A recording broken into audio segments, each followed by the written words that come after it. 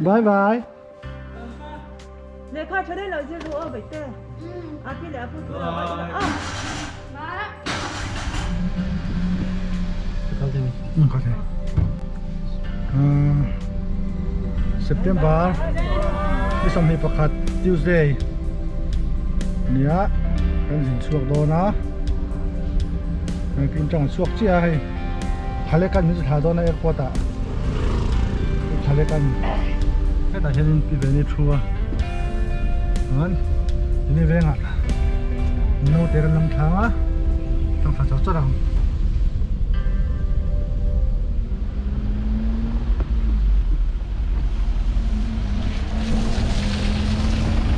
Airport đủ đám nó thì đang làm từ đấy mày.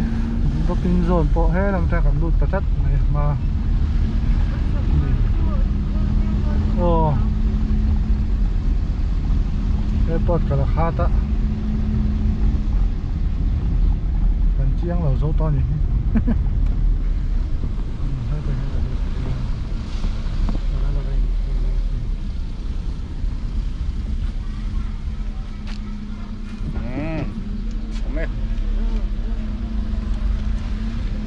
Check in cho ai mỗi buổi có đồng số của Xuân rồi hết cảm giác bằng răng thấy ta có thể học được của con phải hay mỗi phòng người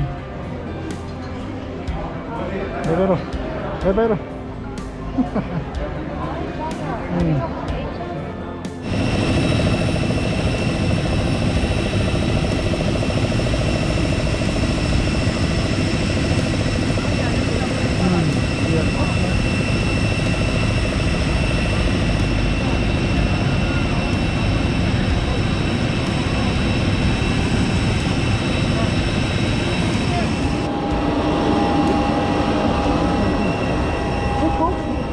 The last one is overhead. Thank you. ha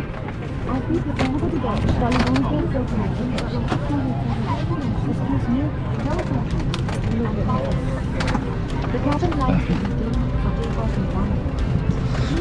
ai à thằng này đây cái gì cái số này chân biết cần cho chân nó vân về ăn thấy đó này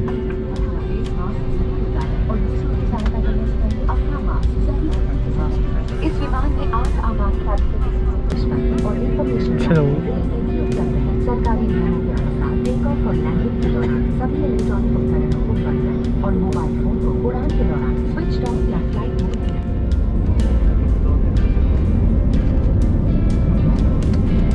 ta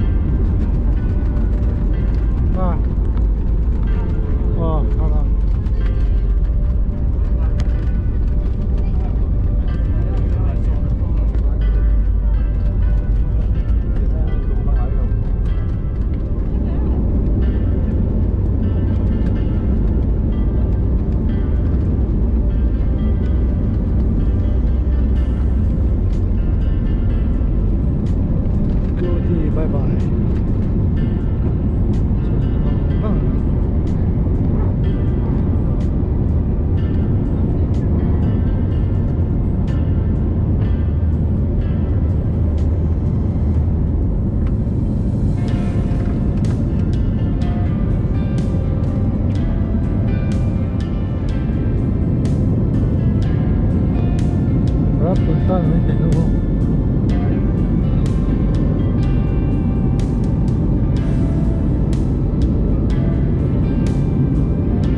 Đó, tuần sau này.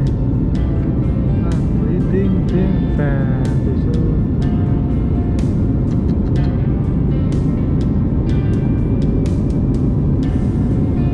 Tôi đi. Tôi tục.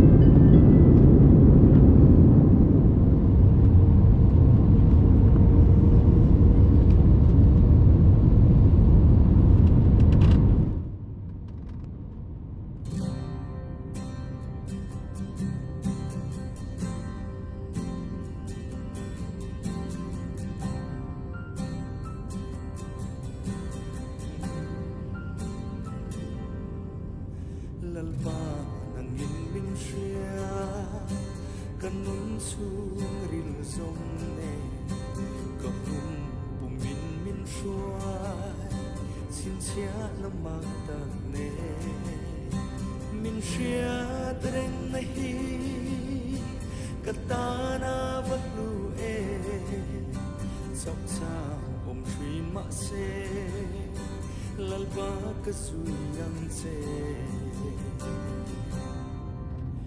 Kalale ka pathian om reng iloni e tunge shilfia savang le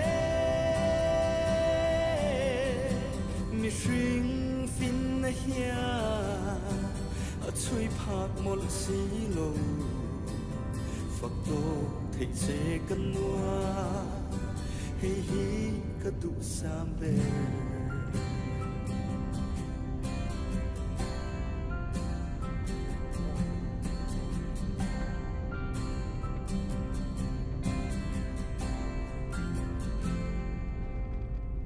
Kata irem ruata lung oi katung ngai no Vuina lira khatin tu tin katil trin se ma se nang in min shia kama mo chau min pe lung oi na tlang tho veng bo ruak min hi tir tri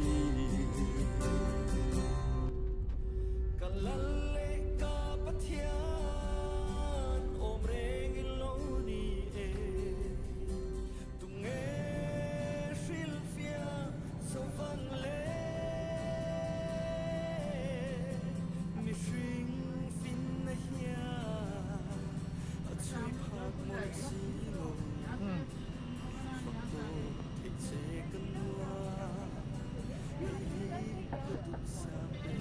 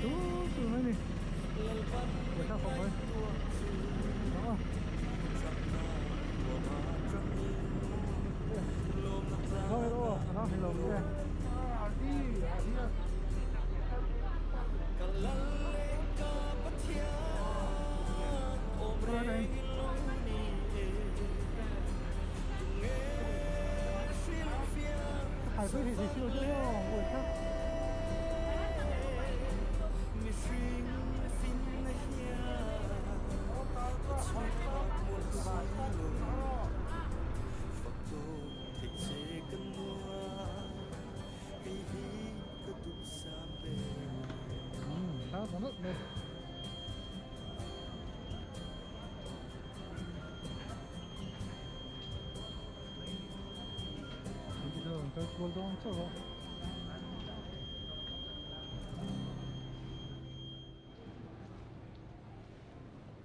Kalale ka thia ôm reng lâu ni tê tung nghe phil phia so vang lê mi swing fin na hia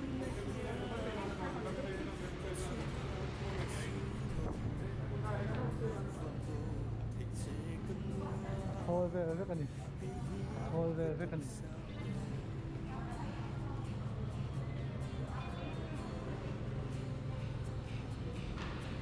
sốt sá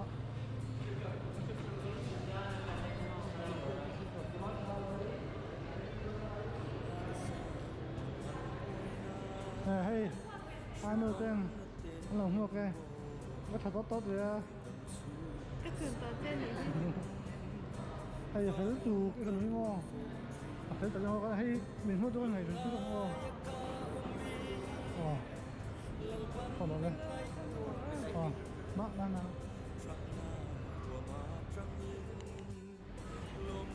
mấy gì cần thành in ở trong gần đó trong lần đã nha